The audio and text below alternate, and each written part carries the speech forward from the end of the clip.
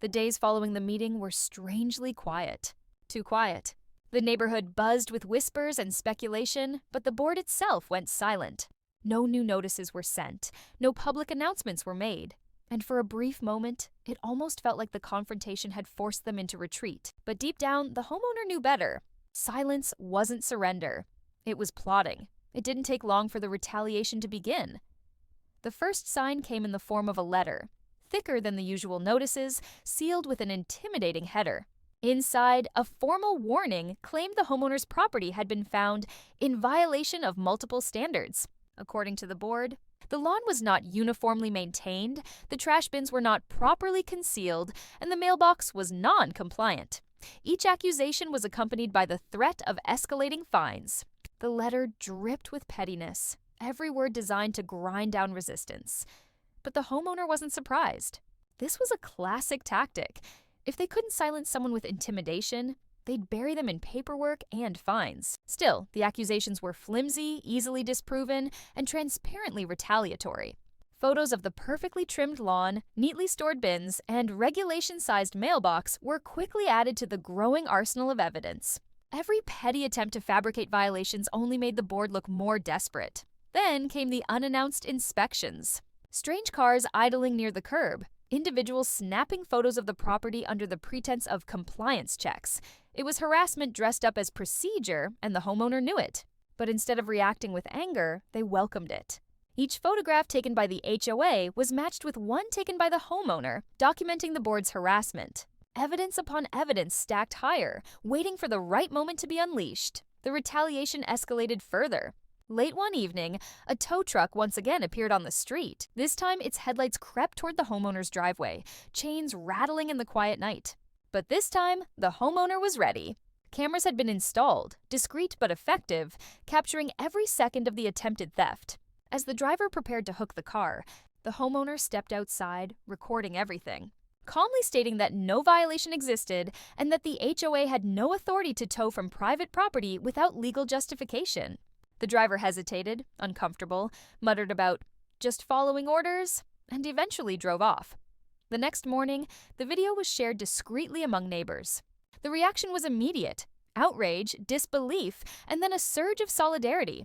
People had suspected the board was abusing its power, but now they had undeniable proof. The attempted tow wasn't just petty, it was unlawful, and the entire neighborhood had seen it. But the board didn't stop there. If they couldn't break the homeowner directly, they would try to turn the community against them. A letter was distributed to all residents, painting the homeowner as a disruptive element who threatened the unity of the neighborhood. It was filled with vague accusations, claims of non-compliance, and insinuations that the homeowner's resistance was driving up costs for everyone. It was a smear campaign, pure and simple.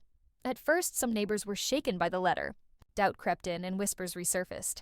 But the homeowner anticipated this. With calm precision, copies of evidence were quietly distributed in response. The photos of board members breaking their own rules, the proof that the driveway policy had never been properly ratified, the video of the tow truck attempting to seize a legally parked car. One by one, the board's lies unraveled, and the smear campaign backfired spectacularly. Instead of isolating the homeowner, it only rallied more neighbors to their side. The board's desperation was palpable. Every tactic they employed, fines, inspections, smear letters, only served to deepen the cracks in their authority. What once seemed like an unshakable institution now looked clumsy, incompetent, and corrupt.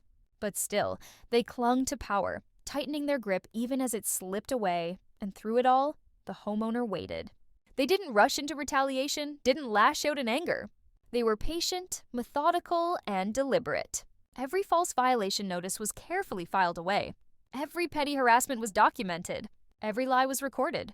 The evidence was no longer just a notebook.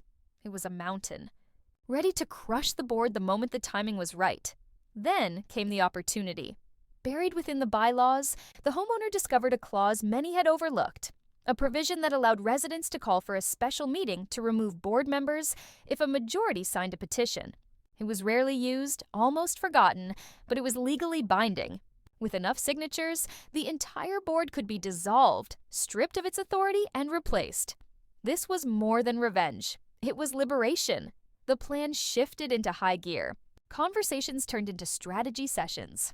Neighbors who had once kept their heads down now openly voiced their frustrations. Signatures were gathered quietly, house by house, until the petition grew thick with names. Every attempt by the board to intimidate only added more supporters.